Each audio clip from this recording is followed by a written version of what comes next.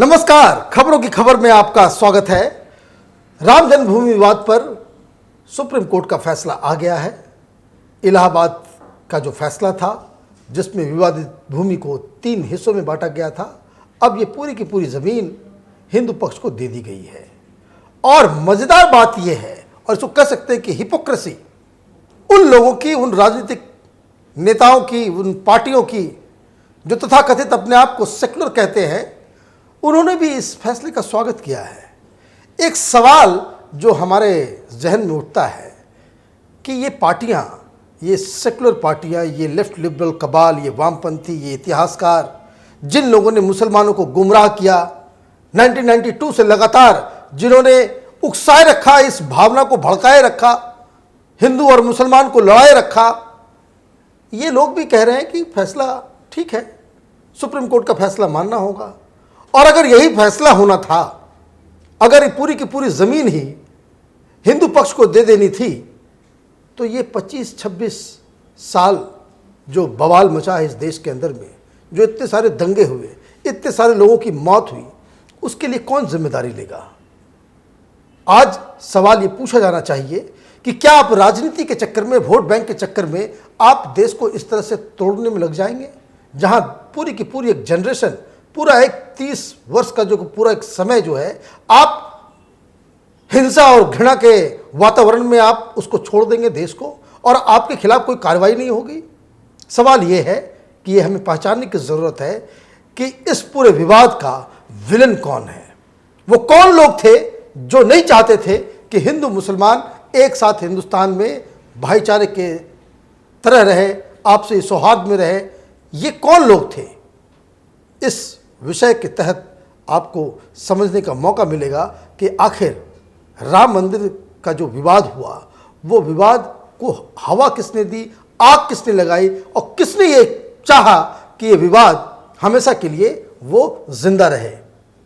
मामला ये शुरू हुआ, जैसा कि ओपन पोस्ट में लगातार हमने आज कई वीडियोस बनाए हैं, कि कांग्रेस पार्टी की वजह से ये विवाद बना। लेकिन जब मस्जिद को तोड़ दी गई, उसके बाद से जो माहौल बना, क्या कोई चांसेस था कि इसमें हिंदू और मुसलमान दोनों पक्ष एक साथ आपसी बातचीत करके मिलके इस मसले को सॉल्व कर लेते? कई वैसे मौके आए, इसमें यह मसला सॉल्व हो सकता था।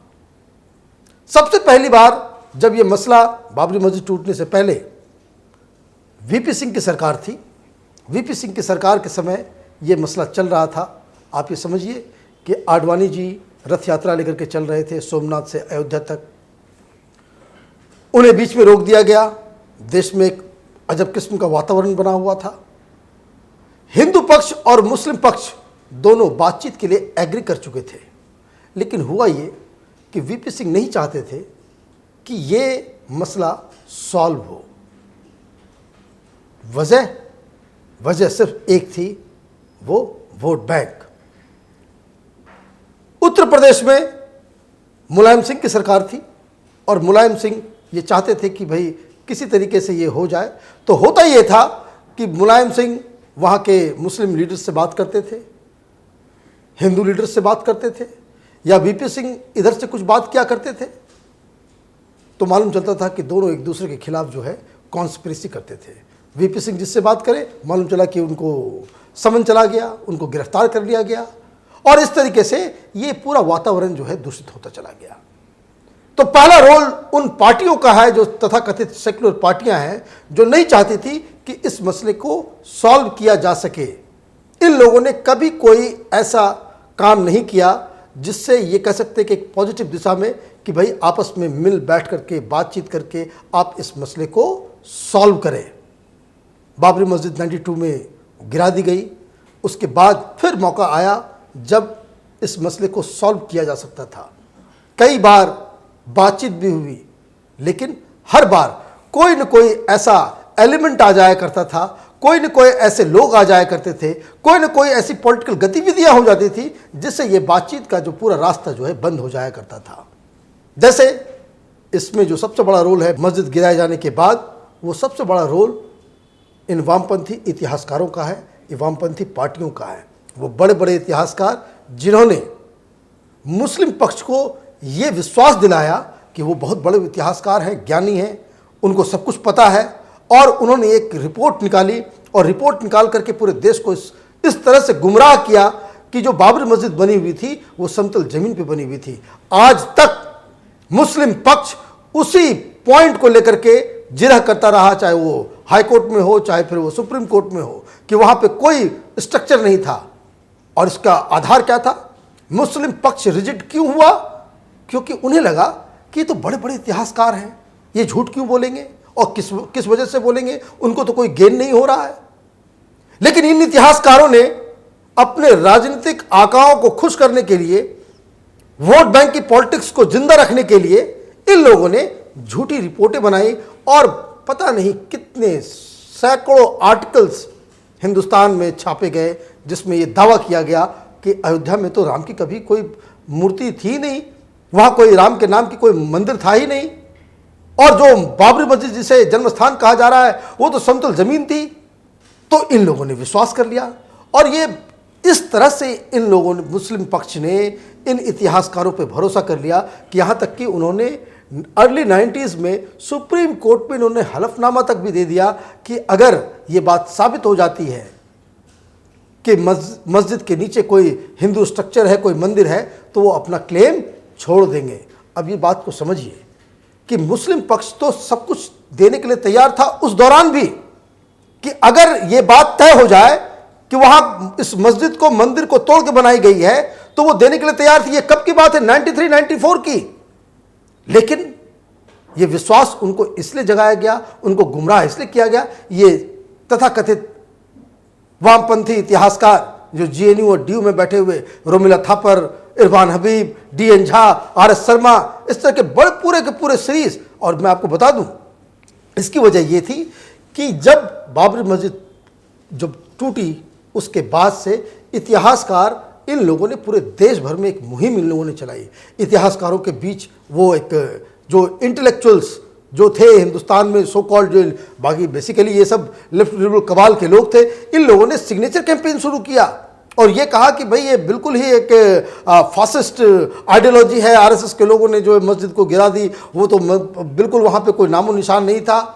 कई किताबें लिखी गई, राम अयोध्या में जन्मे ही नहीं, और इतना ज़्यादा करवाहट इन लोगों ने भर दिया कि जो डिबेट और डिस्कशन जो है वो बंद हो गया। बात यही खत्म नहीं हुई, फिर इसके बाद सरकारें बदली। वाजपेयी साहब के समय भी अलग अलग मुस्लिम संगठनों और इसके बीच बातचीत हुई, लेकिन फिर वही सेकुलरिज्म वर्सेस कम्युनलिज्म की जो राजनीति, जो एक बाइपोलरिटी इन लोगों को क्रिएट करना था, सेकुलरिज्म वर्सेस कम्युनलिज्म का, आप देखिए ये पूरी राजनीति चली है कि कम्युनल फोर्सेस को दूर रखने के लिए हम इकट्ठा हो जाएंगे। और उसका मेन सार क्या था, और उसका मेन जो उसका फोकल पॉइंट क्या था कम्युनलिज्म सेकुलरिज्म का? ये राम मंदिर विवाद।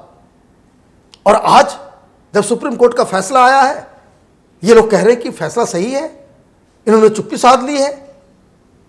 अगर यही काम करना था, अगर इसी फैसले को सही फैसला बताना था, चाहे वो कांग्रेस पार्टी राहुल गांधी हो, चाहे वो सीपीएम के लोग हों, चाहे वो समाजवादी हो अखिलेश यादव हो, चाहे वो आरजेडी के लालू यादव के दोनों सुपुत्र हों, ये लोग कह रहे हैं कि फैसला स्वागत योग्य है। अगर इसको ये स्वागत करना था तो ये मसला तो उसी समय ही खत्म हो जाना था। लेकिन आपकी जहनियत में जो है बेईमानी लिखी हुई है। आप इस देश को तोड़ने के लिए आप आगे बढ़े थे। इतना ही नहीं, ये मसला फिर भी इलाहाबाद हाई कोर्ट में चला गया, वहां बातचीत होने लग गई। अब ये हर चीज में ये लोग अपोज करते थे, कोर्ट के ऊपर भी सवाल उठाते थे। कोर्ट ने कहा कि वहां खुदाई होनी चाहिए, ये लोग बिफर पड़े कि ये तो कोर्ट का फैसला बेकार है। आर्कियोलॉजी से कैसे तय होगा कि क्या है नहीं है? ये कौन तय करेगा कि भाई जमीन के अंदर जो निकली हुई सामान वो क्या है नहीं है? मतलब कानूनी लोग सुप्रीम हाई कोर्ट को भी ये कानून पढ़ाने लग गए। लेकिन जब फैसला आया तो इन लोगों ने अलग एक मुहिम शुरू कर दी। और ये सब किस लिए?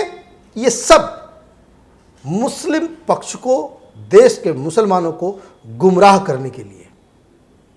क्योंकि इनकी वजह से 1992 के बाद से इस देश में जो घटनाएं हुई, जिस तरह से ये, और आप करते क्या थे, चूंकि आपके पास मीडिया है, आपके पास उस जमाने में सारी ताकत जो है आपके पास थी, आप इस सारी चीजों के लिए जो आप हिंदू पक्ष को आप दोषी ठहरा देते थे।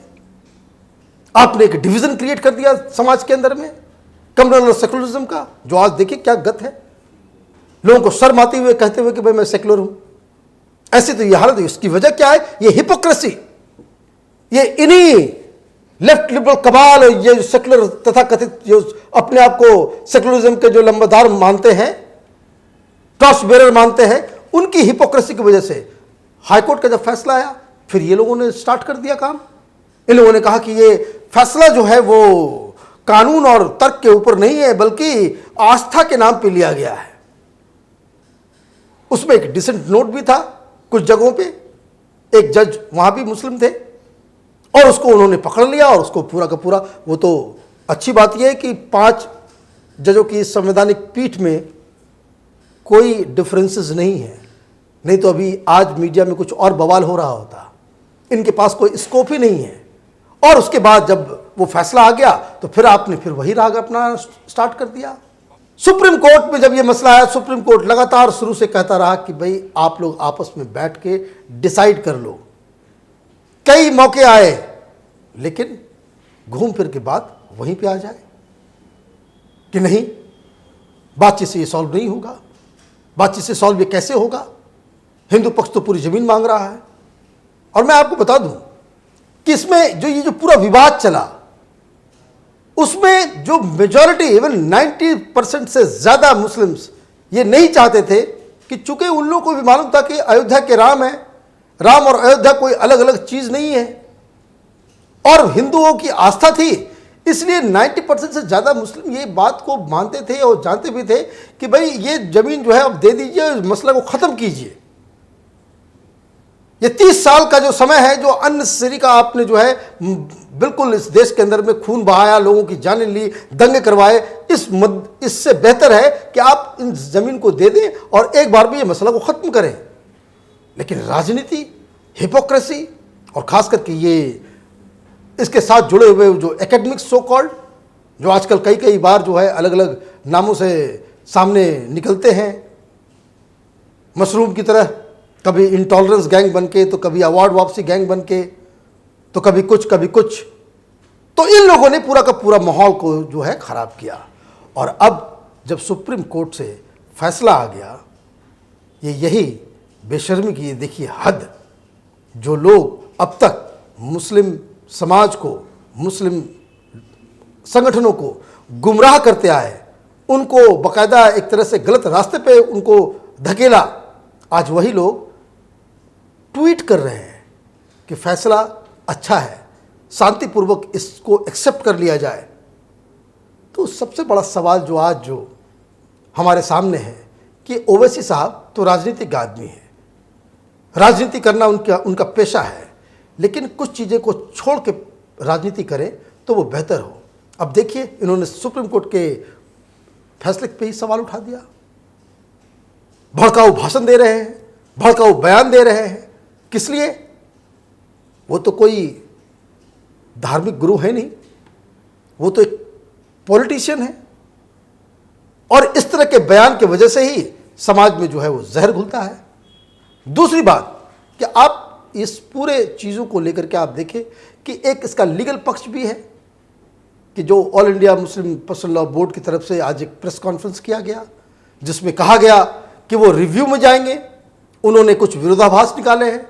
वो लीगल पॉइंट तो ठीक है, अगर मुस्लिम पर्सनल लॉ बोर्ड के वकील ये कहते हैं कि भाई जजमेंट में संतुष्ट नहीं हूं और कानून और व्यवस्था में ऐसा कोई स्कोप है जिसमें वो अपील कर सकते हैं या फिर रिव्यू के लिए जा सकते हैं, तो वो उसमें तो कोई दिक्कत नहीं है, वो उनका अधिकार है, वो करना भी चाहिए, उसमें किसी को आपत्ति भी नहीं होनी चाहिए, क्योंकि एक वो सिस्टम के तहत है। लेकिन इस पूरे मसले को, इसका राजनीतिकरण कर देना और उसके बाद ये माला जपना कि हम सेकुलर हैं, हम जो है देश की गंगा जमनी तहजीब के जो है हम उसके मास्टर्स हैं, और आप जो है जो लोग इसके खिलाफ हैं उनके खिलाफ बोलते हैं, जो लोग सुप्रीम कोर्ट के साथ हैं, जो फैसले के साथ हैं, जो सुप्रीम कोर्ट का जो फैसला है वो जो अब तक जो लोग चाह रहे थे वो देश के विलन हैं, तो ये हिपोक्रेसी अब इस देश में नहीं चलेगी। तो मुस्लिम समाज को ये पूछना चाहिए उन इतिहासकारों से जिन्होंने गलत इतिहास बताकर उन्हें गुमराह किया। मुस्लिम संगठनों को उन पॉलिटिकल पार्टीज से सवाल पूछना चाहिए जिन्होंने सेकुलरिज्म के नाम पे इस पूरे मुद्दे को बिल्कुल आग की तरह भट्टी में जो जला करके रखा। उस लोगों से पूछनी चाहिए, उन संगठनों से पूछना चाहिए कि जिन्होंने हिंदू और मुसलमानों के बीच खाई भरने की कोशिश की। कई सवाल हैं जो मुस्लिम समाज में जो नया जनरेशन है ज़रूर इन सवालों को पूछेगा और इन्हें आईना दिखाएगा। तो आप देखते रहिए ओपिनियन पोस्ट इंटरनेट टीवी। हमारे वीडियोस को लाइक कीजिए, शेयर कीजिए और हमारे चैनल को सब्सक्राइब कीजिए और बेल आइकन को ज़रूर दबाइए ताकि हमारे वीडियोस उसके नोटिफिकेशंस आप तक फ़ौरन पहुँचे। धन्यवाद।